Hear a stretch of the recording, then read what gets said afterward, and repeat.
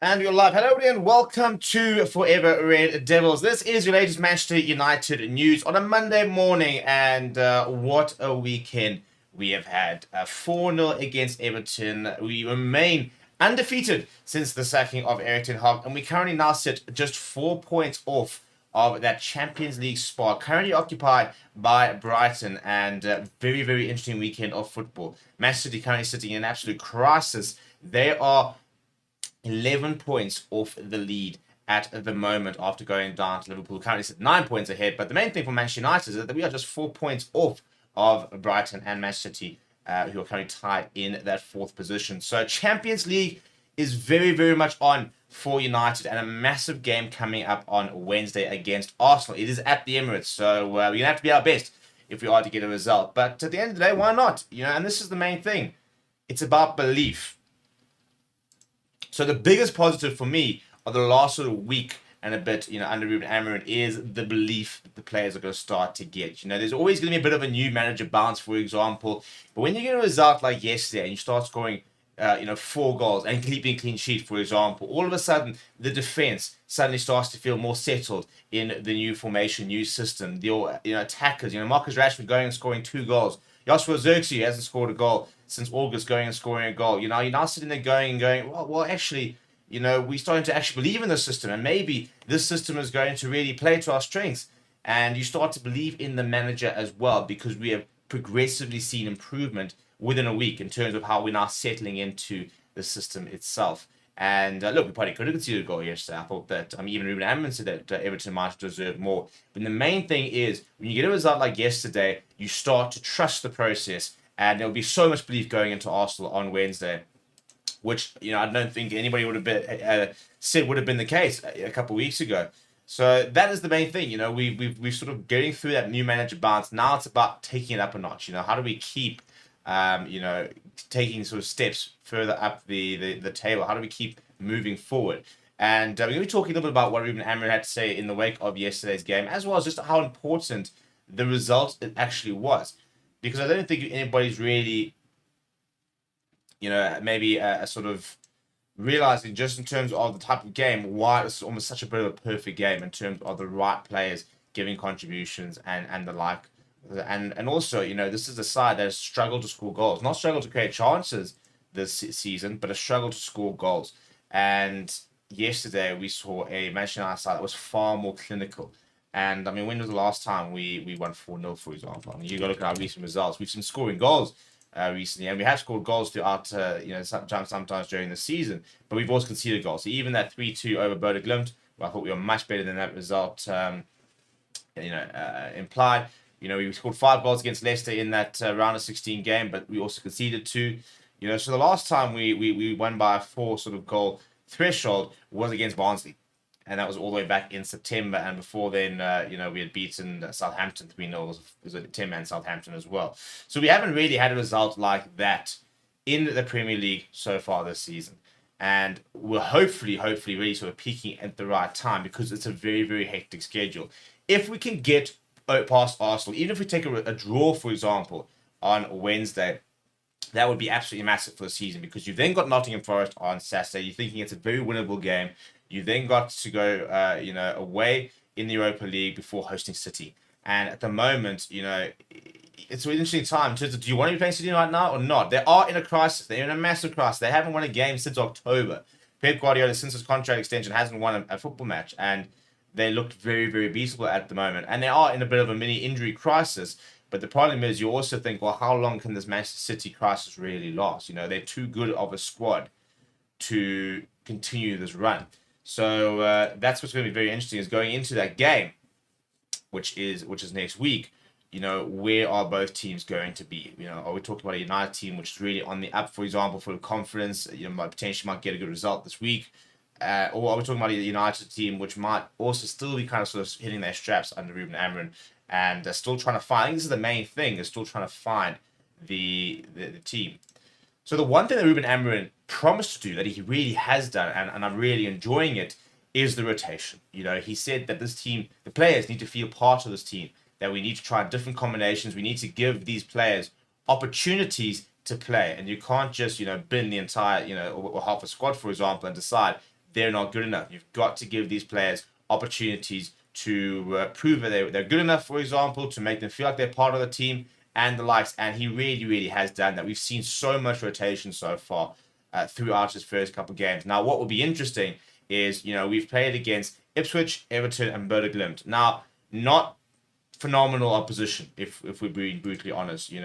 Ipswich are a side that their main target will be to stay up this season. Everton haven't had a good season so far. They're currently sitting at just 11 points after 13 games. I think they're 2 points above relegation zone.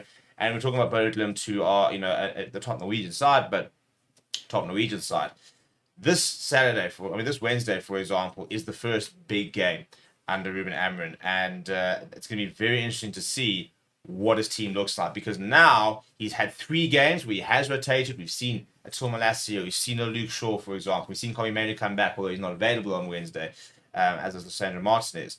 So on that point, the big news for United in terms of Wednesday is we will be missing out on 2 very, very important players, and that is Kobe Manu as well as Lissandro Martinez, who are suspended for Wednesday's evening clash after receiving their 5th yellow cards in the league against Everton. Really, really frustrating, because I do think that Lissandro Martinez in particular probably would have started. I think Kobe Manu potentially could have started, and we could really have used those 2 players on Wednesday. So to not have them is massive, but this is why it's been so important that Ruben Amorim has rotated, because we did see Luke Shaw get more minutes this past weekend.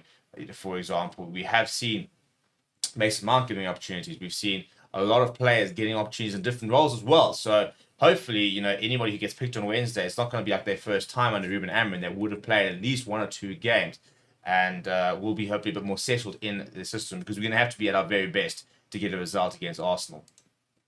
And it's not ideal, but at the end of the day, we're also talking about players who have recently been injured. Kobe Manu coming back from a longer injury than Lissandro Martinez. The big news as well is Harry Maguire made his comeback yesterday, so we're starting to get players back into the mix here. I think Lenny Euro, I think we might see very soon. They're trying to get him back up to sort of match fitness. I don't think we're necessarily going to see him against Arsenal, and maybe we'll see him against Norwich this weekend.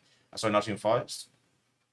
And maybe we'll see him, sort of in December. I mean, maybe he'll make the Europa League game, for example. So we are starting to get more players back into the mix, which is the main thing. And Ruben Amorim continues to be very good at rotating the squad, at making sure that everyone is consistently getting chances. And it's about confidence at the end of the day. It's confidence in various different things. Confidence in yourself as a player. You've now had a very tumultuous couple of months, and there'll be lots of people doubting, or maybe they're not good enough. Are they the reason that Eric Ten Hag got the SAG? Is it because you're not playing well enough? And that you need the confidence in the new manager, for example. It's one thing doing it in Portugal, but now you sit there saying, is this the right guy that's going to try and take us back to the top? You have to have confidence in the system, because a lot of them will be apprehensive about playing 3 in the back, for example, and how that looks and how they fit in, and is that really the best way to play in the Premier League, for example. And then they need confidence in each other. They would have lost a lot of confidence with each other as a team, for example, and as a club to a certain degree. So it's about building that confidence back up in all the various different structures, so that you believe in yourself, so that you believe in the systems, you believe in your teammates, you believe in the manager. And especially when it comes to the idea of scoring goals. So many players in this United side are confidence players. Marcus Rashford, I think, is a player when he's playing with a lot of confidence, when he's playing at his best, he can be frighteningly good. And I think, that finish yesterday, and through the legs of the keeper was so good, so composed, took it really, really well. And I think it's a moment like that, when you go and beat a keeper like that, and it's very comfortable, you start thinking, yes, actually, I'm still good enough. I'm still the Marcus Rashford of old. Amad Diallo is a young player, for example. He's absolutely cooking under Ruben Amorim at the moment, and he'll take a lot of confidence, as well as Russell Xerxes, who's been told he's not good enough the last few months. Now he goes and scores a goal, for example. Bruno Fernandes starting to slot in. So that is the big thing at the moment. It's about finding that confidence to stop believing yourself again, finding that confidence to start finding the back of the net. Because if we started scoring the goals and finishing the chance we've been created all season, we would have been a lot higher. And that's the biggest thing that needs to change. We got to take the opportunities, which is what we did yesterday. We had opportunities and we took them. And if we continue doing that, then this team's going to continue progressing up the league table. And as we keep saying, because it's such a competitive season, there's opportunities to really push for Champions League spot. I think that should be the absolute minimum this season is to get a Champions League spot for next season, and try and see if we can go on a bit of a cut run.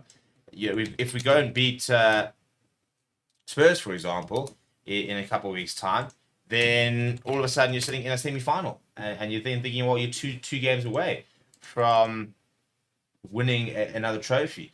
And we haven't started our FA Cup campaign, for example. That'll kick off in January, and I think we'll be far more settled by the time we do get there. So potentially might be able to go on a cup run then. The Europa League. So the main thing is that we're still in the mix for Champions League spot. We're only 4 points behind. You go and on a bit of a run. For example, you beat Arsenal tomorrow, you beat City next week, and you pick up 2 results in between them. You could be within a point. For example, you could even be in the top 4. That's how close the table is. So the main thing is, from a United perspective, is we're still in the hunt for Champions League. We're still in contention, and we're still in contention for all 3 trophies, all 3 other cups, for example. I mean, you look at the Europa League, and finally getting a couple of results recently has meant that we're suddenly looking a lot better on the table. We're up in 12th. You want to get into 8th. Because that's sort of that automatic qualifier. Otherwise, you have to go into an extra round.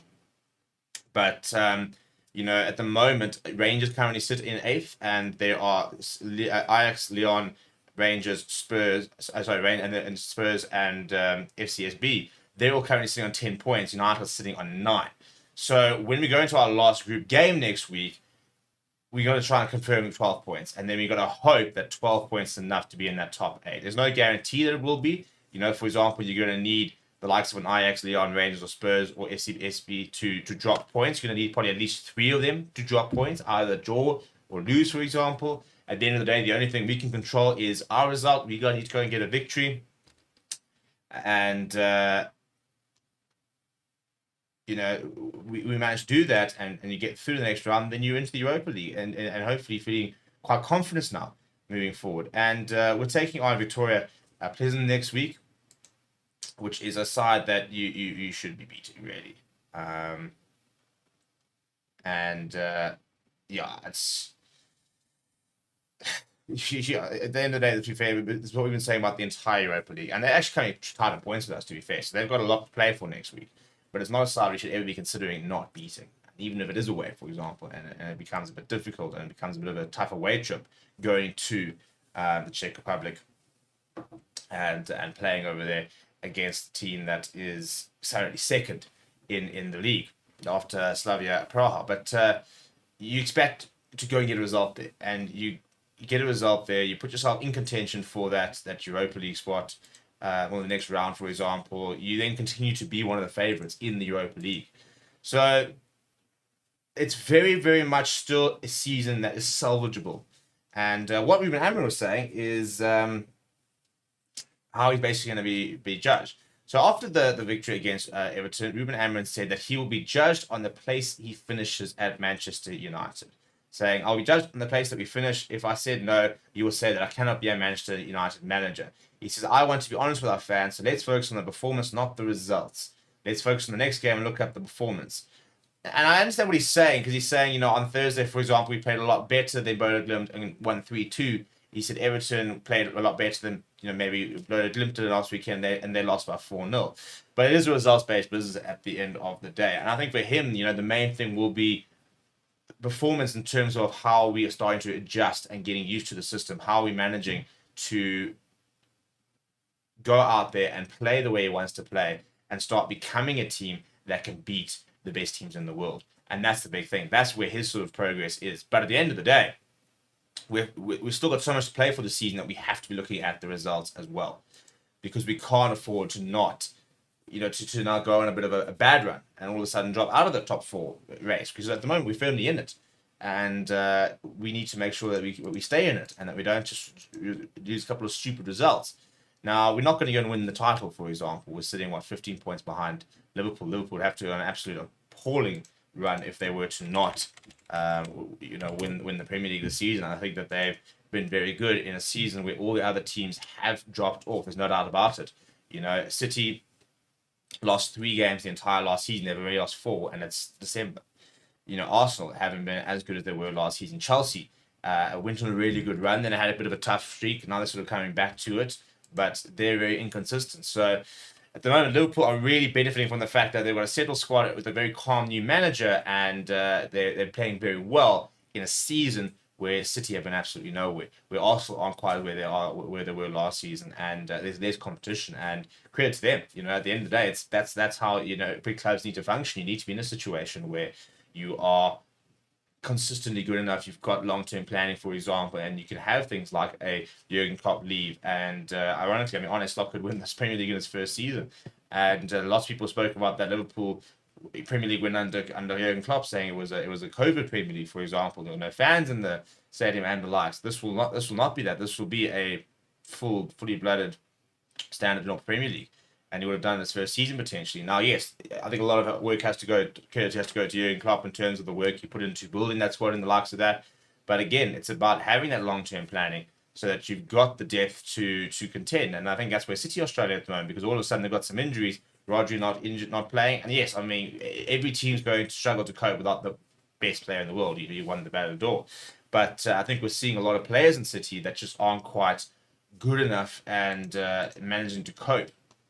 And all of a sudden they're in a crisis, and they've never been in a situation like this as City. They've been so good for so long that they've never had to worry about this kind of a situation, and so they're really being tested at the moment. They're failing that test, to be brutally honest.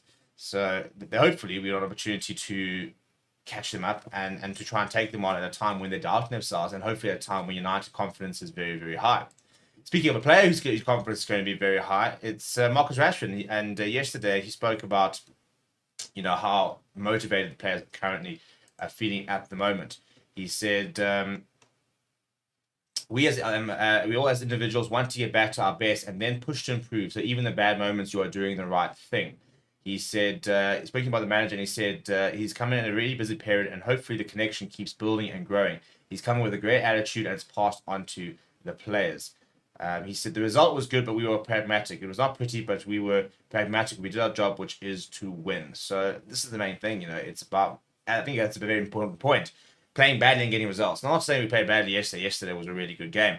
But previously, for example, I think we've been a side which hasn't played well and been beaten, where we've got other teams can get away with not playing well and winning games. And that small sort of difference makes a huge difference in terms of becoming a world-class team and truly competitive. Because you need to be able to have those bad moments and pick up points, grind out a result, find a late winner where you can basically say, right, boys, not a good game. We've got the 3 points. That's the main thing. Let's draw a line under the sand and let's move on to the next game. So lots to focus on from that perspective in terms of making sure that at our worst, we are still a very difficult team to beat. And we're a team that can score goals, that can create moments to win games. And if we can start doing that, then we start becoming the team of old that's going to potentially try and challenge for Premier Leagues, that a team that's going to be competitive in the Champions League.